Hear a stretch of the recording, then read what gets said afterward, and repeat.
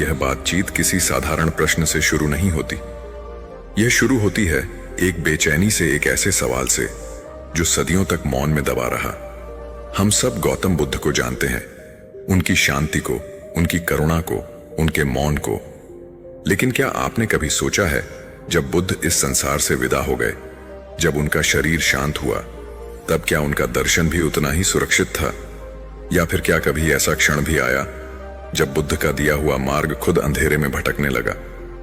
यह सवाल असहज है, लेकिन बहुत जरूरी है, क्योंकि बुद्ध के महापरिनिर्वाण के कई सौ साल बाद उनकी शिक्षाएं एक ऐसे मोड़ पर आ खड़ी हुईं जहां से दो विपरीत रास्ते निकलते थे। एक तरफ वे लोग थे जो बुद्ध को पकड़ना चाहते थे शब्दों में, नियमों में, परिभाषाओं में, और दूसरी तरफ वे जो बुद्ध को इतना खाली मान बैठे कि अर्थ ही खो गया, नैतिकता ही डगमगा गई। और इन्हीं दो छोरों के बीच बुद्ध का मध्यम मार्ग धीरे धीरे धुंधला होने लगा। यहीं से जन्म लेता है संकट। कोई बाहरी आक्रमण नहीं, कोई तलवार नहीं, कोई युद्ध नहीं, बल्कि एक दार्शनिक संकट जहां सवाल यह नहीं था कि बुद्ध ने क्या कहा, बल्कि यह था कि हम उसे समझ कैसे रहे हैं। और ऐसे ही समय में इतिहास अक्सर एक अनोखा काम करता है। वह किसी विचार को एक व्यक्ति में सघन कर देता है। यहीं पर कहानी में प्रवेश होता है हमारे दूसरे किरदार का, नागार्जुन। एक ऐसा दार्शनिक जिसने न कोई नया धर्म बनाया, न कोई नया ईश्वर गढ़ा। उसने बस एक भूली हुई बात को फिर से केंद्र में रख दिया, और वही एक बात पूरे बौद्ध दर्शन को टूटने से बचा ले गई। आज के हमारे श्रोता, चाहे वह नागार्जुन का ग्रंथ मूल मध्यम कारिका हो, या प्रज्ञा पारमिता सूत्र, या फिर आधुनिक एकेडमिक शोध, सब मिलकर एक ही बात की ओर इशारा करते हैं कि यह कहानी सिर्फ अतीत की नहीं है। यह कहानी यह समझने की है कि आखिर क्यों कुछ परंपराओं में नागार्जुन को दूसरा बुद्ध कहा गया। और सच मानिए दोस्तों, यह कोई छोटी उपाधि नहीं है। तो आज हमारा उद्देश्य सिर्फ यह जानना नहीं है कि इतिहास में क्या हुआ, बल्कि यह महसूस करना है कि जब दर्शन भटकता है तो उसे वापस रास्ते पर लाने के लिए किस तरह की दृष्टि चाहिए होती है। तो चलिए धीरे धीरे इस गुत्थी को सुलझाते हैं, क्योंकि हो सकता है बुद्ध और नागार्जुन की यह कहानी हमारे आज के जीवन से कहीं ज्यादा जुड़ी हो जितना हम सोचते हैं। जब मौन टूटा और अर्थ बिखरने लगे, बुद्ध के महापरिनिर्वाण के बाद दुनिया में शोर नहीं मचा था। कोई आकाश नहीं फटा, कोई पृथ्वी नहीं कांपी, लेकिन एक चीज जरूर टूटी थी, अर्थ। कुशीनगर के साल वृक्ष अब भी वैसे ही खड़े थे, हवा अब भी पत्तों से होकर गुजरती थी, लेकिन जो चला गया था वह सिर्फ एक शरीर नहीं था, वह था एक जीवित संतुलन। महापरिनिर्वाण के बाद भिक्षु इकट्ठा बैठे थे। कोई रो नहीं रहा था, कोई बोल नहीं रहा था, क्योंकि बुद्ध ने रोने से मना किया था और बोलने से मौन ने। एक वृद्ध भिक्षु ने आंखें बंद की कहा, तथागत ने कहा था जो जन्मा है वह जाएगा, तो आज जो हुआ है वह असामान्य नहीं है। लेकिन भीतर कुछ असामान्य जरूर हो रहा था। कुछ दिन बीते, कुछ महीने, फिर प्रश्न उठने लगे, धीरे धीरे, संकोच से। अगर कोई स्थायी आत्मा नहीं है तो फिर मुक्ति किसकी होती है? अगर सब कुछ कारणों से पैदा होता है तो कर्म का जिम्मेदार कौन है? अगर मैं ही नहीं है तो दुख किसे होता है? पहले ये प्रश्न फुसफुसाहट थे, फिर बहस, फिर मतभेद। बुद्ध के वरिष्ठ शिष्यों ने कहा, यह ठीक नहीं, अगर हमने अभी शिक्षाओं को न संभाला तो वे बिखर जाएंगी। और यहीं से शुरू हुई बौद्ध संगीतियां। शब्द दोहराए गए, सूत्र याद किए गए, विनय तय हुआ, सब कुछ व्यवस्थित था, लेकिन अर्थ को व्यवस्थित नहीं किया जा सकता। बुद्ध ने जो कहा था वह ऊपर से सीधा लगता था। 4 आर्य सत्य, 8 अंगों का मार्ग, मध्यम मार्ग, लेकिन अंदर अंदर वह दर्शन समुद्र जैसा था। ऊपर शांत, नीचे अथाह, 2 रास्ते। एक स्रोत समय बीतता गया और धीरे धीरे एक ही स्रोत से 2 नदियां निकल आईं। एक ने कहा, बुद्ध ने जो कहा वह अंतिम सत्य है, जो है वह है, जो दिखता है वह वास्तविक है।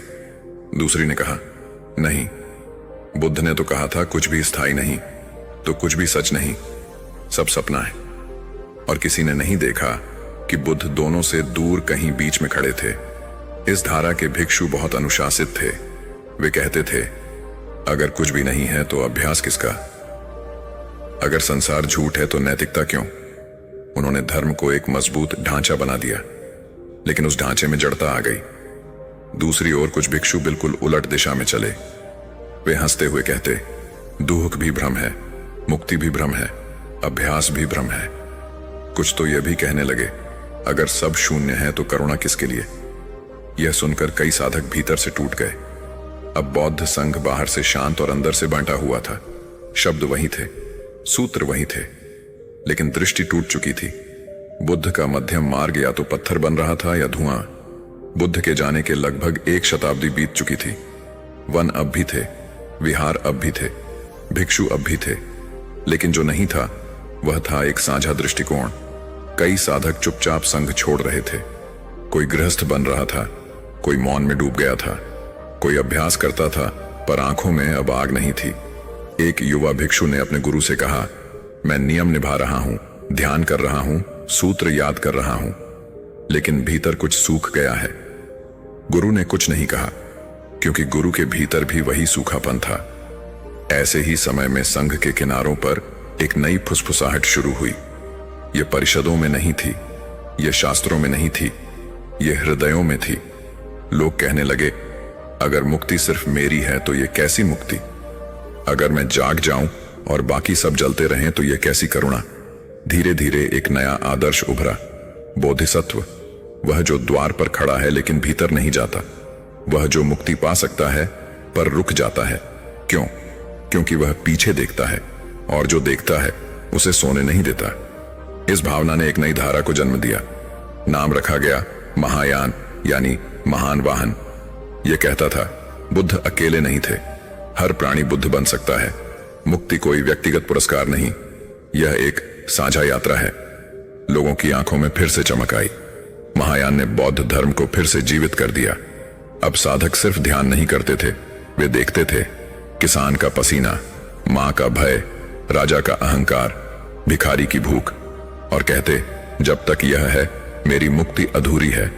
क्योंकि जब भावना तेज होती है तो दर्शन की मांग भी बढ़ती है। महायान के विचार सुंदर थे, लेकिन सवाल उठा, अगर सब एक दूसरे पर निर्भर है तो वास्तविकता क्या है? अगर सब जुड़ा है तो मैं कहां खत्म होता है? तभी प्रकट हुए नए ग्रंथ, गहरे, अजीब, झकझोर देने वाले। इन्हें कहा गया प्रज्ञा पारमिता सूत्र, यानी पूर्ण प्रज्ञा के सूत्र। और उनकी भाषा सीधी नहीं थी। शब्द जो काटते थे, एक सूत्र कहता रूप शून्य है, शून्यता ही रूप है। दूसरा कहता, जो बोधिसत्व जानता है वह जानता है कि जानने को कुछ नहीं। एक तीसरा, जो सत्य है वह कहने योग्य नहीं, जो कहा जा सकता है वह सत्य नहीं। कुछ लोग इन शब्दों से जाग गए, लेकिन बहुत से भ्रम में गिर गए। एक भिक्षु बोला, अगर सब शून्य है तो मैं किसकी सेवा करूं? दूसरा बोला, अगर सब सपना है तो पाप क्यों न करूं? यह सिर्फ दर्शन नहीं था, यह आचरण का संकट था।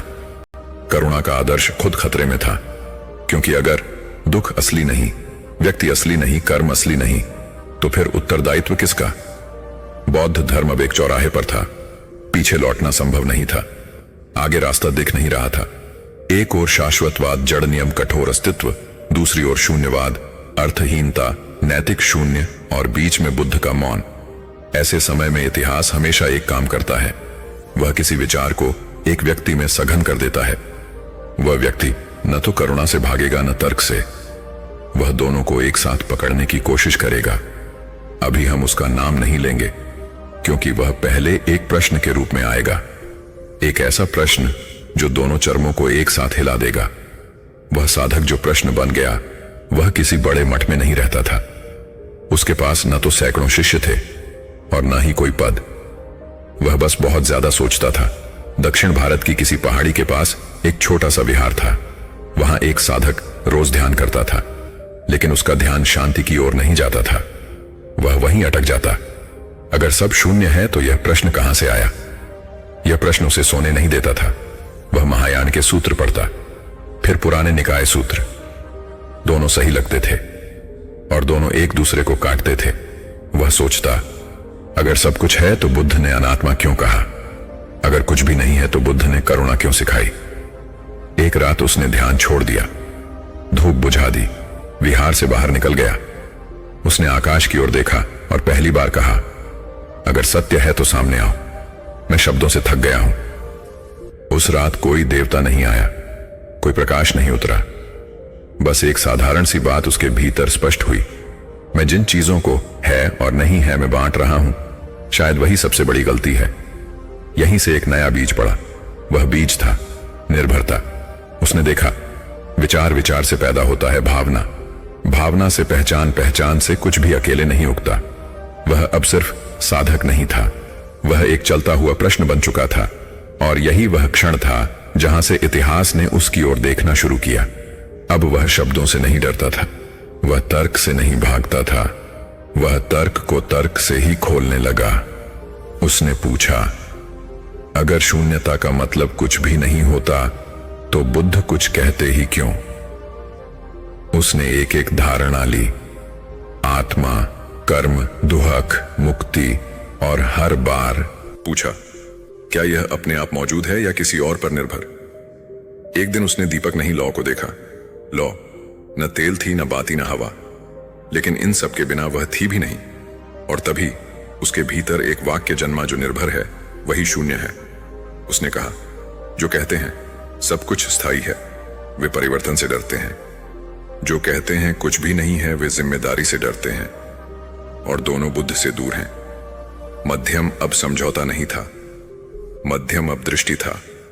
चीजें हैं क्योंकि वे जुड़ी हैं, और वे बदलती हैं क्योंकि वे जुड़ी हैं। उसने लिखना शुरू किया, लेकिन वह सिद्धांत नहीं लिख रहा था, वह भ्रम को आईना दिखा रहा था।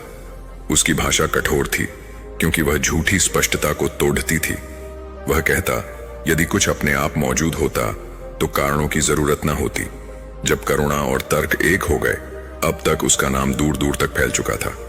कुछ उसे खतरनाक मानते थे, कुछ मुक्तिदाता।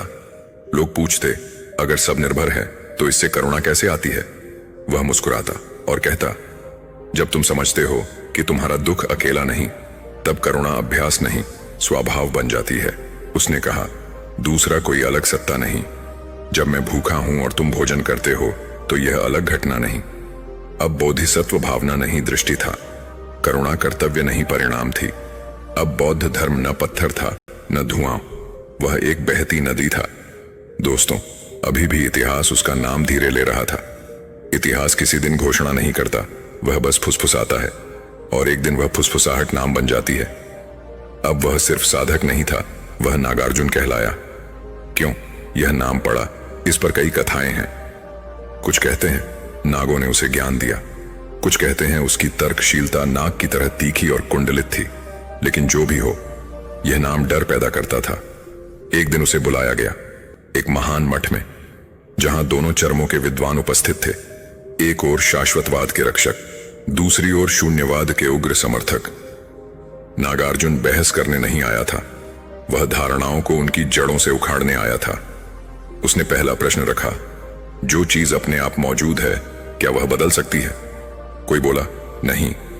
उसने कहा, तो फिर तुम्हारी दुनिया क्यों बदलती है? उसने शून्यवादियों की ओर देखा। अगर कुछ भी नहीं है तो यह सभा किस लिए? अगर सब भ्रम है तो तुम्हारा तर्क किससे लड़ रहा है? मौन छा गया। उस दिन एक नाम और जन्मा, मध्यमक। न अस्तित्व की पकड़, न शून्यता की उड़ान, बस निर्भरता की दृष्टि। मूल ग्रंथ और जलता हुआ विचार। नागार्जुन ने एक ग्रंथ लिखा, नाम रखा मूल मध्यमक कारिका। यह किताब सिखाती नहीं थी, यह तोड़ती थी। शब्द जो तलवार थे, हर श्लोक एक दर्पण था। जो उसे पढ़ता वह अपने भ्रम देखता।